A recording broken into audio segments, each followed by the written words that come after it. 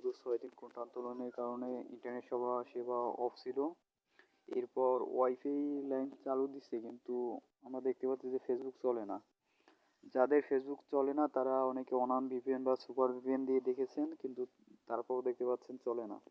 তাদের এই সমস্যাটা হচ্ছে, তারা প্লে স্টোরে যাবেন, প্লে স্টোরে যে ভিপিএন লিখবেন, ভিপিএন লেখার পর অনেক ভিপিএন আসবে, এখান থেকে দেখবেন ঠান্ডার ভিপিএন, এটাই ক্লিক করবেন। ক্লিক করার পর ইনস্টল করবেন। আমার ইনস্টল করা আছে, ওপেনে ক্লিক করলাম। ওপেনে ক্লিক করার পর এটাও অনলাইন ভিপিএনের মতো, খালি একটু অ্যালাউ করে দিলেই হবে। তো আমরা প্রবেশ করলাম। ভিপিএনটা মানে অনেক ভালো একটি ভিপিএন, এতে অনলাইন ভিপিএন মতোই ধরতে গেলে। তো আমার নেটের সমস্যার জন্য একটু সময় নিচ্ছে।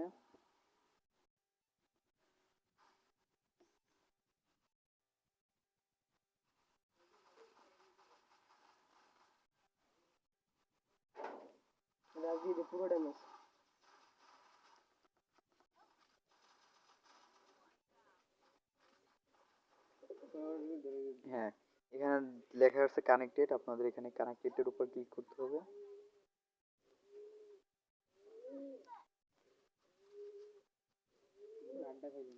খুব তাড়াতাড়ি কানেক্ট হয়ে যাবে।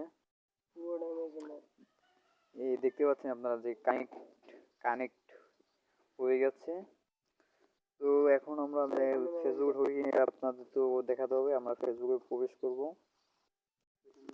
এই জন্য আমাদের ফেসবুকে যেতে হবে। আমার ফেসবুকে যাচ্ছি। অনেকদিন পর ইন্টারনেট সেবা চালু হয়, আমার ফোনটা ডাইরেক্ট ল্যাগ হয়ে যাচ্ছে।